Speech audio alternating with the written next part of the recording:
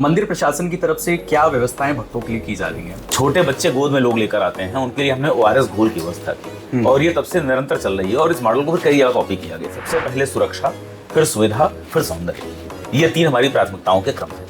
इसको माननीय प्रधानमंत्री जी ने लोकार्पण किया था श्री काशी विश्वनाथ धाम का, और उसके बाद से जो संख्या हमारे पास है अभी, अगर मैं बात करूं आपसे, तो जून माह तक 30 करोड़ से अधिक लोग आ चुके हैं। डायनेमिक SOP हमने बनाई है कि हर घंटे का जो हेड काउंट होता है, हमारे यहाँ एक कैमरे लगे हुए थे पहले से, उस हेड काउंट के बेसिस पर चीज़ों को रेगुलेट कर लेना, ज़िगज़ैग की संख्या कहाँ बढ़ानी है, कहाँ पर हमारे बैरिकेड्स बढ़ाने हैं, कहाँ कम करने हैं। सुविधा जो श्रद्धालुओं को दी जाती है, जैसे लाइन लंबी होगी, ज़्यादा भीड़ होगी तो आदमी अपनी लाइन से निकल के पानी के काउंटर तक पानी प्यास लगने पर भी नहीं जाएगा, क्योंकि उसका प्रथम उद्देश्य है दर्शन करना। कि डॉक्टर रमन ने अपने समय में 1950s में उन्होंने साहित्य और शहरों के ऊपर काम करना शुरू किया, अलग अलग शहर का विशेषांक निकाला, तो केवल काशी एक ऐसा नगर था जिस पर उन्होंने 2 विशेषांक निकाले। स्कंद पुराण में पहुँचते हैं तो वहाँ काशी की परिभाषा दी गई और कहा गया कि असी नदी इड़ा नाड़ी है, वरुणा नदी पिंगला नाड़ी है, इसके बीच में सुषुम्ना काशी है।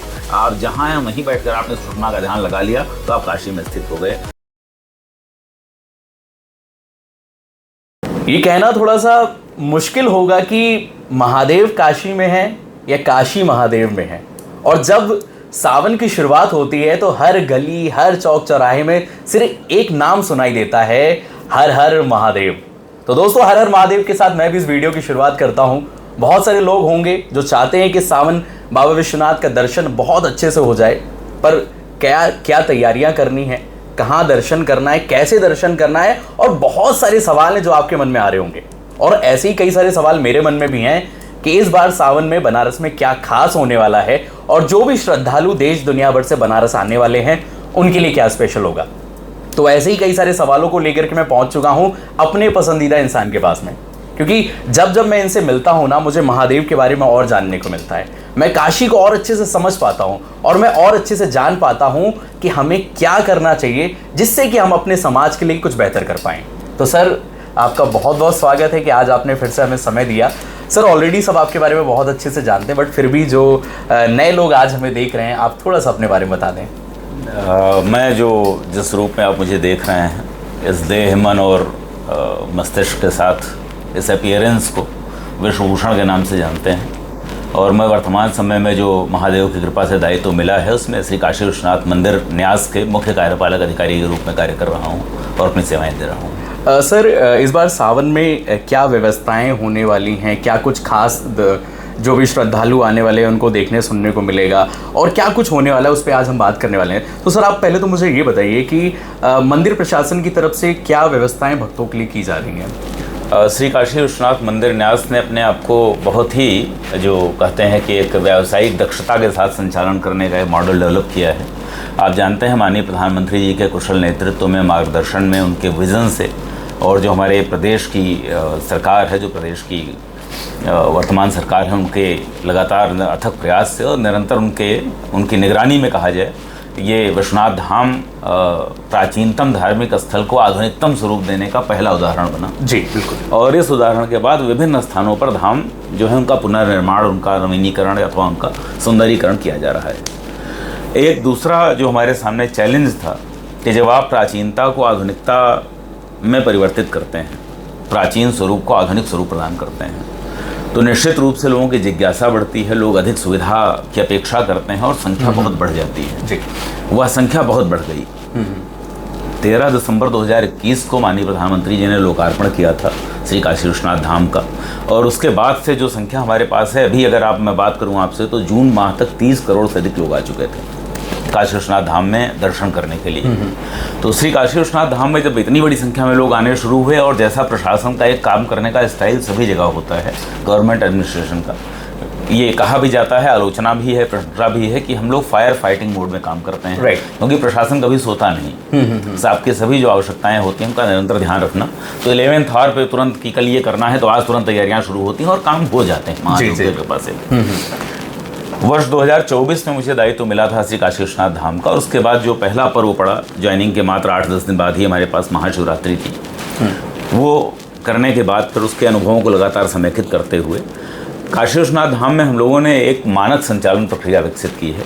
महादेव की कृपा से विकसित हुई है, हम लोग माध्यम बन सके हैं उसके, और वह जो स्टैंडर्ड ऑपरेटिंग प्रोसीजर है, SOP है, उसके अंतर्गत बहुत ही डायनेमिक एसओपी हमने बनाई है कि हर घंटे का जो हेड काउंट होता है, हमारे यहाँ एक कैमरे लगे हुए थे पहले से, उस हेड काउंट के बेसिस पर चीज़ों को रेगुलेट कर लेना, ज़िगज़ैग की संख्या कहाँ बढ़ानी है, कहाँ पर हमारे बैरिकेड्स बढ़ाने हैं, कहाँ कम करने हैं, कितने लोगों को टिकट देना है, नहीं देना है, किस समय सुगम दर्शन टिकट बंद कर देने हैं, किस समय हम लोगों को विशेष अनुरोध स्वीकार करने हैं, कब स्वीकार नहीं करने हैं।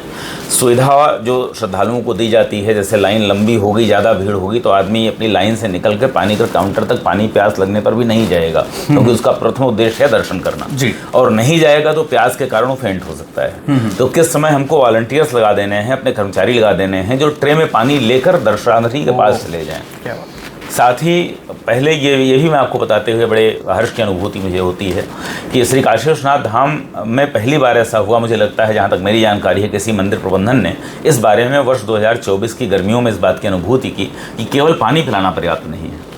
व्यक्ति जो आ रहा है डिहाइड्रेटेड होकर आ रहा है, क्योंकि हम अपने भीतर तो हमने कैनोपी लगा रखा है, जर्मन हैंगर लगा रखे हैं, शेड्स की व्यवस्था करी है, मिस्ट फैन लगाया है, लेकिन गलियों में होकर आ रहा है, सड़क से होकर आ रहा है, धूप से आ रहा है। तो उस डिहाइड्रेशन की अवस्था में हमें क्या करना चाहिए, तो हमने ग्लूकोज वाटर पिलाना शुरू किया। छोटे बच्चे गोद में लोग लेकर आते हैं, उनके लिए हमने ORS घोल की व्यवस्था की और ये तब से निरंतर चल रही है और इस मॉडल को फिर कई जगह कॉपी किया गया। तो ये जो एसओपी हमने बनाया था भीड़ के प्रबंधन के लिए, श्रद्धालुओं के प्रबंधन के लिए, उनके सुविधाजनक दर्शन को बनाए रखने के लिए, उसमें पहली प्राथमिकता किसी भी इस तरह के प्रबंधन में होती है सुरक्षा की। ये कोई भी असहज घटना, कोई भी सुरक्षा के लिए जो संकट उत्पन्न कर सकती हो, ऐसी घटना ना होने पाए। उसके बाद दूसरा नंबर आता है सुगम दर्शन हो सके लोगों के, और तीसरा नंबर आता है कि पूरी व्यवस्था को रेगुलेट करते हुए फिर हम प्रशंसा की तरफ बढ़ते हैं अथवा दूसरी तरफ बढ़ते हैं कि हम चीज़ों को सुंदर कैसे बना सकें। यानी सबसे पहले सुरक्षा, फिर सुविधा, फिर सौंदर्य, ये तीन हमारी प्राथमिकताओं के क्रम है। तो इन तीन प्राथमिकताओं को क्रम में रखते हुए श्रद्धालुओं की संख्या के अनुसार, पर्व के अनुसार, पर्व दिवस के अनुसार, पर्व अवसर के अनुसार एसओपी बनाई गई। और ये आपको बहुत ही महादेव की कृपा से ये कहने का मुझे सौभाग्य प्राप्त है कि जिस समय कुंभ का पलट प्रवाह हुआ, हमने प्रतिदिन 10 लाख से ऊपर की भीड़ देखी फरवरी मार्च के माह में, जनवरी फरवरी मार्च के माह में, वर्ष 2025 में। उस समय भी हमारे यहाँ सिंगल अनटूवर्ड इंसिडेंट नहीं हुआ। काशी विश्वनाथ धाम में एक भी ऐसी दुर्भाग्यपूर्ण घटना नहीं हुई, कोई दुर्घटना नहीं हुई। सभी के दर्शन आराम से हुए, लोग आए, दर्शन उन्होंने किया और यहाँ से जाकर उन्होंने यश के बारे में और अच्छा बोला, जिसका परिणाम हुआ कि श्रद्धालुओं की संख्या और बढ़ गई। जी। तो अब जैसे श्रावण मास आ रहा है, श्रद्धालुओं की संख्या बढ़ी हुई होगी, तो यहाँ कुछ अपेक्षाएं कई बार नहीं पूर्ण कर पाते, लेकिन उसको मैं आध्यात्मिक दृष्टि से भी देखता हूँ कई बार। जैसा आपने कहा कि लोग सोचते हैं अच्छे से दर्शन हो पाएंगे, नहीं हो पाएंगे। तो शिव का दर्शन अच्छे से करना और देखना, दोनों में अंतर होता है। तो आप शिवलिंग देखना चाहते हैं या दर्शन करना चाहते हैं? काशी में प्रवेश करते ही शिव का दर्शन प्रारंभ हो जाता है। वाह। और स्कंद पुराण कहता है कि काशी में प्रत्येक मनुष्य में शिवलिंग हैं, विश्वेश्वर स्वयं विराजमान होते हैं, प्रत्येक जीव में विराजमान होते हैं। यहाँ तक कि शिव पुराण में जहाँ स्थावर और जंगम शिवलिंग की बात कही गई, वहाँ कहा गया कि सभी वनस्पतियों में शिवलिंग है, उन्हें स्थावर कहा जाता है और उनकी सेवा उनको जल से सींच कर होती है। और जितने कीट पतंगे पशु हैं उनके भीतर जंगम शिवलिंग होता है, उनकी सेवा आहार से की जाती है। क्या बात। इस श्रेणी में मनुष्य भी आते हैं, शिव भक्त भी आते हैं। और अंत में पूरी काशी स्वयं में शिवलिंग है। काशी का प्रवाह और काशी का विस्तार कहाँ तक जाएगा, केवल ये नगर नहीं है। जब हम स्कंद पुराण में पहुँचते हैं तो वहाँ काशी की परिभाषा दी गई और कहा गया कि असी नदी इड़ा नाड़ी है, वरुणा नदी पिंगला नाड़ी है, इसके बीच में सुषुम्ना काशी है। आप जहाँ हैं वहीं बैठकर आपने सुषुम्ना का ध्यान लगा लिया तो आप काशी में स्थित हो गए। और इन्हीं शब्दों में मेरे सामने देखिए बड़ी अच्छी पुस्तक एक रखी हुई है, मैं भी पढ़ रहा था, क्रिस्टोफर एन ब्रूचेट की है, जो भी पिलग्रिम्स पब्लिकेशन आपके यहाँ है, जो काशी का इन्होंने प्रकाशित किया है। इसमें इन्होंने डॉक्टर रमन को उद्धृत किया है कि डॉक्टर रमन ने अपने समय में 1950s में उन्होंने साहित्य और शहरों के ऊपर काम करना शुरू किया, अलग अलग शहर का विशेषांक निकाला। तो केवल काशी एक ऐसा नगर था जिस पर उन्होंने 2 विशेषांक निकाले। तो उनसे पाठकों ने पूछा कि आपने हिंदुस्तान में बड़े बड़े शहर हैं, मुंबई है, दिल्ली है, चेन्नई है, मेट्रोपॉलिटन सिटीज़ हैं और बड़े जो आध्यात्मिक नगर ही बहुत सारे हैं, सप्तपुरियाँ हैं, बड़े तीर्थ स्थान हैं, लेकिन काशी पर ही 2 क्यों? तो रमन ने जो उत्तर अपनी पत्रिका में प्रकाशित किया था उस समय को, उन्होंने लिखा because Kashi is not a place, Kashi is existence. Kashi जो है वह स्थान नहीं है, काशी जो है अस्तित्व है। तो काशी में आने के बाद आपका अस्तित्व शिव में हो जाता है। तो दर्शन तो काशी में इस भाव के साथ होते हैं जी। शिखर दर्शनम पाप नाशनम से लेकर काशी के धूल के एक एक कण में विश्वेश्वर की अनुभूति कर लेना, यह काशी दर्शन है। और यह दर्शन इस भाव के साथ होता है। यह भाव उत्पन्न हो गया तो काशी दर्शन हुआ, अन्यथा आप गए और आपने शिवलिंग को बहुत देर तक स्पर्श भी किया, खूब फूल माला चढ़ाया, लेकिन अगर यह भाव उत्पन्न नहीं हुआ तो काशी में प्रवेश ही नहीं हुआ। तो हम ये कामना करते हैं, ये प्रार्थना करते हैं और आपके माध्यम से संदेश अपने सभी भगवान विश्वेश्वर के श्रद्धालुओं में प्रसारित भी करना चाहते हैं कि श्रावण के पवित्र मास में जब आप आते हैं तो इस भाव के साथ हैं जिससे आप वास्तव में काशी दर्शन कर सकें, आप भगवान विश्वनाथ का वास्तविक दर्शन कर सकें, उनको अनुभूत कर सकें और अपने भीतर के विश्वनाथ को जागृत कर सकें। जी सर, आपने बहुत विस्तार से हमें समझाया और बहुत सारे लोगों को बहुत अच्छे से समझ में भी आया होगा। सर, एक सवाल हमेशा उठता है कि जब भी लाखों में की संख्या में श्रद्धालु आते हैं तो कहीं ना कहीं एक प्रेशर बिल्ट होना शुरू होता है, तो सुरक्षा के लिए क्या इंतजाम किए गए हैं? और जैसा मैंने आपसे बताया कि ज़िगज़ैग्स लगाए गए हैं, बैरिकेड लगाए गए हैं, SOPs बनाई गई हैं, लेकिन फिर मैं कह रहा हूँ कि SOP जब बना ली गई उसके बाद कोई अनटूवर्ड इंसिडेंट नहीं हुआ, लेकिन जब नहीं बनी थी और श्रद्धालुओं की संख्या तब भी उतनी थी, तब भी कोई अनटूवर्ड इंसिडेंट नहीं हुआ था। तो हमें कर्ता भाव से भी मुक्त रहना है। ऐसा नहीं कि हम कोई व्यवस्था कर रहे हैं, प्रशासनिक अधिकारी व्यवस्था कर रहे हैं, इस नाते से कोई घटना नहीं हो रही है, दुर्घटना नहीं हो रही है। जिस चीज़ के लिए, जिस घटना के लिए, दुर्घटना के लिए जो समय नियत होगा वो होगा ही होगा। वह शिव की योजना है, हम अपना सर्वश्रेष्ठ प्रयास कर सकते हैं। तो मंदिर प्रबंधन ने ज़िगज़ैग्स की व्यवस्था की है। मंदिर प्रबंधन ने लोगों से अपील की है कि जब आते हैं तो कुछ खा पी कर घर से आएँ, खाली पेट लाइनों में ना लगें, क्योंकि लंबी दर्शन की जब अवधि होती है तो फेंट होने की घटनाएं होती हैं। ग्लूकोज ORS का वितरण किया गया है। रेबीज़ के इंजेक्शंस जो है वो उनकी पूरी व्यवस्था की गई है, बंदर कुत्ते के काटने के कारण ना हो। एम्बुलेंस की व्यवस्था हमारे पास है। हेल्थ डेस्क लगाई गई हैं जिसमें हेल्थ डिपार्टमेंट के ऑफिसर्स, डॉक्टर्स बैठेंगे। खोया पाया केंद्र बनाए गए हैं। सारी व्यवस्थाएँ की गई हैं, लेकिन ये सभी मानवीय व्यवस्थाएँ हैं और काशी को संचालित तो शिव करते हैं। जी, तो अंत में शिवमय होकर आइए और सब अच्छा होगा, सब पुण्य होगा, सब सुंदर होगा। सत्यम शिवम सुंदरम का भाव होगा, यह विश्वास रखकर आइए। जब अपने घर से निकलते हैं तो मंदिर में सुरक्षा की दृष्टि से आप जानते हैं कि विश्व के सबसे जो कुछ मतलब भारत के जो सबसे सुरक्षा का जो सबसे सर्वोच्चम जो सबसे ऊपर वाला प्रोटोकॉल है वो विश्वनाथ मंदिर में लगा है। संसद भवन की सुरक्षा में जो लगा हुआ है वो यहाँ पर यह अति विशिष्ट सुरक्षा घेरे का क्षेत्र है। तो यहाँ मोबाइल का प्रवेश नहीं होता है, स्मार्ट वॉच का प्रवेश नहीं होता, कैमरे वाले फ़ोन का वो चश्मे का प्रवेश नहीं होता, और बाकी पेन लेकर आप नहीं जा सकते, नुकीली धातु की वस्तु में लेकर नहीं जा सकते। तो इन चीज़ों का प्रवेश प्रतिबंधित होता है। तो हम ये प्रार्थना करते हैं, ये अनुरोध करते हैं कि जो भी श्रद्धालु आते हैं वो अपने घर पर जिस सराय में रुके हों, जिस होटल में रुके हों, जिस गेस्ट हाउस में रुके हों, जिस धर्मशाला में रुके हों, वहाँ से आते समय ऐसी सभी सामग्री वहाँ छोड़ कर आएँ। और इतनी बड़ी भीड़ की संख्या में जो बैगेज काउंटर है वो संचालित उस समय नहीं किए जाते, क्योंकि बैगेज काउंटर पर रखने के बाद बाहर के श्रद्धालु कई बार भूल जाते हैं कौन से काउंटर पर रखा था। तो बहुत बड़ी मात्रा में, टन्स की मात्रा में जूते चप्पल फेंकने पड़ते थे हर वर्ष। तो एक ये कहा गया कि बैगेज काउंटर में कोई सामान जमा करने का भ्रम पहले से मन में लेकर ना आए। दूसरा ये कहा गया कि बैगेज काउंटर पर अपना सामान लेने और जमा करने के लिए भीड़ होगी, और भीड़ को अवॉइड करना सुरक्षा का पहला मंत्र होता है। तो कहीं एक स्थान पर भीड़ एकत्र न होने पाए। श्रद्धालुओं को तो हम ज़िगज़ैग में चलाते रहेंगे, लेकिन अब बैगेज काउंटर के बाहर भी एक ज़िगज़ैग बना दें तो फिर वो पूरा शहर ही ज़िगज़ैग वाला हो जाएगा। तो इस नाते बैगेज काउंटर बंद रहेगा, लोग अपने स्थान पर ही इन चीज़ों को छोड़कर आएँ, यह अनुरोध भी किया गया है। सर, जैसे शिवरात्रि की अगर बात करी जाए तो इस साल बहुत अच्छे से व्यवस्थाएं की गई थी और हर दिन कुछ ना कुछ स्पेशल, शिवरात्रि से पहले और शिवरात्रि के बाद में भी। इस बार हमें 4 सोमवार मिल रहे हैं, तो इन चारों सोमवार के हर दिन की अगर बात करी जाए तो क्या कुछ खास देखने को मिल सकता है जो भी श्रद्धालु मंदिर में आएंगे? जैसा मैंने बताया, श्रावण सोमवार का जो श्रृंगार होता है भगवान का वो भिन्न भिन्न होता है। ये काशी की परंपरा का अंग है और वो हम ऑनलाइन स्ट्रीम भी कर रहे हैं, क्योंकि श्रृंगार के समय पर ही व्यक्ति पहुंचेगा आवश्यक नहीं है। तो ऑनलाइन भी आप दर्शन कर सकते हैं। अखबारों में फोटो भी छपता है सारे श्रृंगार का। तो महादेव के उस स्वरूप का दर्शन तो इस रूप में, देखने वाला दर्शन उस रूप में होता है। बाकी शिव के श्रृंगार की अनुभूति कर लें और शिव का दर्शन इस रूप में प्राप्त करें, यही अपेक्षा है, यही आप सभी से अपील है।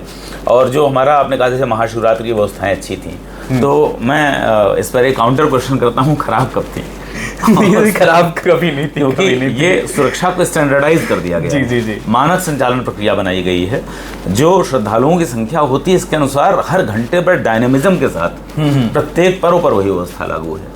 जो पर्व नहीं है, सामान्य दिवस हैं, उन पर भी व्यवस्था लागू है। जैसे आज रविवार को आप मेरे साथ बैठकर यहाँ बात कर रहे हैं, तो आज जो है धाम में श्रद्धालुओं की संख्या बढ़ी होगी, वीकेंड पर बढ़ी होगी, उस समय भी वही व्यवस्था लागू है। और महादेव की कृपा से अभी तक उस व्यवस्था में कोई ऐसी कमी नहीं आ पाई गई कि जिससे उसको परिवर्तित करने की आवश्यकता हो। इम्प्रूव अपान हम जरूर करते रहते हैं, उसमें नए एडिशंस करते रहते हैं। जैसे जो एक बड़ा ग्रे एरिया होता है, किसी भी धर्मस्थल के लिए आप जाएंगे, पब्लिक प्लेस पर जाएंगे, तो टॉयलेट्स की सफाई एक मुद्दा होता है। खास करके लेडीज़ टॉयलेट की सफाई, क्योंकि लेडीज़ में यूटीआई इन्फेक्शन की संभावना अधिक होती है।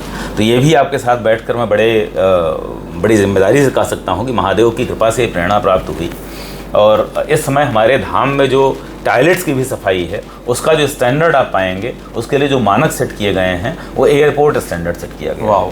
जबकि एयरपोर्ट से हमारे यहाँ आने वाले श्रद्धालुओं की संख्या और उनके कंपैरिजन में टॉयलेट्स की संख्या बहुत कम है। लेकिन जो सुरक्षा, जो हमारे यहाँ सफाई एजेंसी है, उसको जो मानक दिया गया है, वो दिया गया है एयरपोर्ट स्टैंडर्ड मेंटेन करने का, अन्यथा बहुत हैवी फाइन लगाया जाएगा।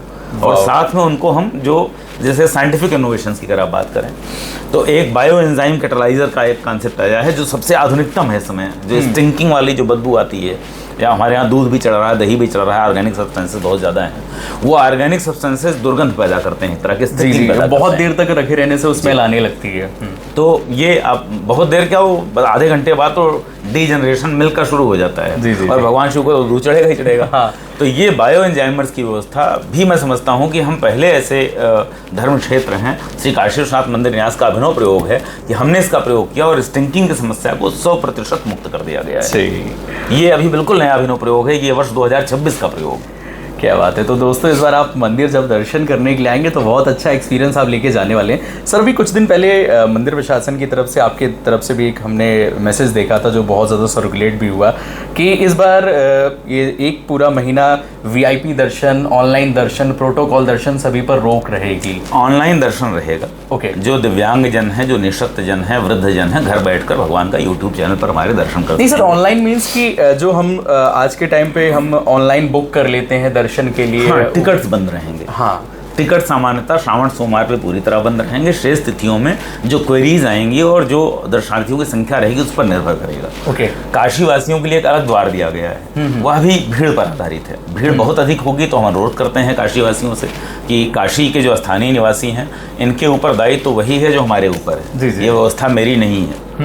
मैं यहाँ पर नौकरी कर रहा हूँ, आप नौकरी अपने संस्थान में कर रहे हैं, लेकिन काशी वासी जो है, काशी उनकी है, भगवान विश्वनाथ उनके हैं। और भगवान विश्वनाथ की श्रद्धा भावना के साथ जो आने वाले बाहरी अतिथि हैं, श्रद्धालु हैं, वह उनके अतिथि हैं। और उनमें भी विश्वेश्वर का रूप होता है। कहते हैं विश्वनाथ की नगरी में जो विश्वनाथ के पर्व पर लोग आते हैं वो शिव का रूप होते हैं। तो उनकी सेवा ठीक से हो सके, उनको अच्छे दर्शन हो सके, उनका दायित्व बराबर का है। तो उनसे यह अनुरोध किया गया है कि काशी द्वार का संचालन समय समय पर इस अनुसार हम रेगुलेट करते रहेंगे। इसी प्रकार जो आप वीआईपी दर्शन कहते हैं, मैं उसको वीआईपी दर्शन नाम से मुझे थोड़ा परहेज है। ओके। कि यहाँ पहले जो हमारे यहाँ प्रोटोकॉल व्यवस्था थी, या जो कहते थे उसमें लिख कर आता था प्रोटोकॉल दर्शन, वीआईपी दर्शन, तो आते ही सबसे पहले एक शेक्सपियर की उक्ति है ना, what is in the name. लेकिन मामला है कि नाम में बहुत कुछ रखा होता है, कि नाम में बहुत कुछ रखा होता है। वीआईपी शब्द से अहंकार प्रतीत होता है, तो हमने उसका नाम बदला, हमने कहा दर्शन फैसिलिटेशन रिक्वेस्ट। ओके। दर्शन में सुविधा प्रदान करने का अनुरोध। तो दर्शन में सुविधा प्रदान करने का, विशेष सुविधा प्रदान करने का जो अनुरोध है वो किन परिस्थितियों में होता है। व्यक्ति दिव्यांग है, अनुरोध करेगा कि मुझे व्हीलचेयर की आवश्यकता है। व्यक्ति कहीं ऐसे असाइनमेंट पर है कि वो बहुत समय नहीं लगा सकता। व्यक्ति को कोई विशेष सुरक्षा प्रदान है, सुरक्षा उसको सिक्योरिटी थ्रेट है, तो वो कहेगा साहब जल्दी से करके निकाल दो, पब्लिक में सेफ्टी में मेरे ऊपर हमला हो सकता है। व्यक्ति किसी विशेष श्रेणी में है, वो अधिक लोक सेवा करने का कार्य करता है। उदाहरण के लिए किसी आधिकारिक स्थिति में है, किसी संवैधानिक पद पर बैठा हुआ व्यक्ति है, कि उसके दर्शन के लिए अगर हम उसको 10 घंटे यहाँ एंगेज कर लेंगे लाइन में लगाकर, तो वो 10 घंटे वो लोक सेवा का वो कार्य नहीं कर पाएगा जो उसका दायित्व है। तो निश्चित रूप से ऐसे लोगों के लिए विशेष व्यवस्था करके हम लोग करते हैं। परंतु ऐसे व्यक्तियों से अनुरोध किया गया है कि श्रावण मास में सामान्य दर्शनार्थियों की संख्या बहुत अधिक होगी, तो अलग से एक लाइन करके और उनको सुविधा दिया जा पाना संभव नहीं होगा। तो हमने सभी को ये मैसेज भेज दिया है, वो चाहे हमारे न्यायपालिका से जुड़े लोग हों, चाहे राजनीतिक लोग हों, चाहे कार्यपालिका से जुड़े लोग हों, और चाहे विधायिका से जुड़े लोग हों, चाहे संवैधानिक पदों पर लोग हों, उनसे अनुरोध कर लिया गया है कि इस समय, जो कि सर्वोच्च जो स्थान होता है लोकतंत्र में, आप जानते हैं हम लोकतांत्रिक देश हैं इस समय, तो लोकतंत्र में जो सॉवरेंटी जो वेस्ट करती है, वो भारत का संविधान जो है उसका जो प्रियम्बल जो शुरू होता है, वो शुरू होता है with the people of India, हम भारत के लोग। तो वह हम भारत के लोग जो है संप्रभुता उनमें निहित है, वह हम भारत के लोग दर्शन करने आ रहे हैं। तो इस समय उनसे बड़ा वीआईपी कोई नहीं है, उनसे अधिक सुविधा की आवश्यकता किसी को नहीं है, और भगवान विश्वेश्वर के धाम में उन सभी लोगों को हम दर्शन की सुविधा प्रदान कर सकें। इस नाते कोई विशिष्ट अनुरोध ना भेजें, क्योंकि उसका समादर किया जा पाना संभव नहीं हो पाएगा। सर एक सवाल मैं अपने लिए पूछ रहा हूँ, बहुत सारे मेरे जैसे लोग होंगे जो बनारस के बाहर से हैं और अब आकर के यहाँ रहने लगे, जॉब करने लगे, जैसे आप भी हैं, तो हम जो दिल से बनारसी हैं उनके लिए क्या कुछ अलग से दर्शन की व्यवस्था होगी क्या? मैंने कहा अलग से नहीं होगी, लेकिन दर्शन की व्यवस्था होगी। ओके। और दर्शन में और देखने में अंतर। जी जी जी। जब आप देखने का भाव रखेंगे तो आप दर्शन नहीं कर पाएंगे, जब आप दर्शन का भाव रखेंगे तो आपको देखने की आवश्यकता भी नहीं होगी। सही। तो शिव को अनुभूत करिए, विश्वनाथ की अनुभूति करिए। विश्वनाथ मतलब विश्व के नाथ, और नाथ कौन होता है? अनाथ वह है जिसका ख्याल रखने वाला कोई नहीं है, नाथ वह है जो ध्यान रखता है, जो पूरे विश्व का ध्यान रखता है। वो अपने लोभ में, अपने स्वार्थ में थोड़ी पड़ेगा कि मैं जाऊं और मैं दर्शन कर लूं, दूसरे लोग ना कर पाएं। तो विश्वनाथ की अनुभूति करने में पूरे विश्व का कल्याण, और जो आ रहा है मुझसे पहले उसका दर्शन सुगम और सफल हो, यह भाव होगा, तब हम विश्वनाथ को जी पाएंगे, उनका दर्शन वास्तव में कर पाएंगे। क्या बात है, बहुत अच्छा सर।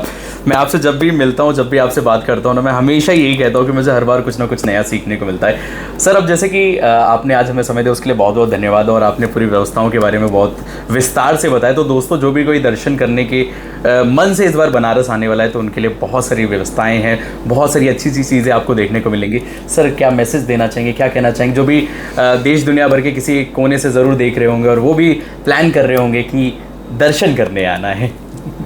काशी के भाव में स्थित हो जाइए, विश्वनाथ की अनुभूति करिए, दर्शन वहाँ से प्राप्त होते हैं, और जब विश्वनाथ आपके भीतर होते हैं तो सर्वत्र आपकी विजय होती है। इसीलिए जो सबसे प्रसिद्ध उक्ति है, जो हमारे मंदिर का लोगो भी है, उसके साथ लगाया हुआ जो टैग लाइन है, वो श्री काशी विश्वनाथो विजय तेतराम। तो इसी शब्द के साथ मैं अपनी बात समाप्त करना चाहूँगा, श्री काशी विश्वनाथो विजय तेतराम। थैंक यू सो मच, बहुत बहुत धन्यवाद। महादेव दोस्तों।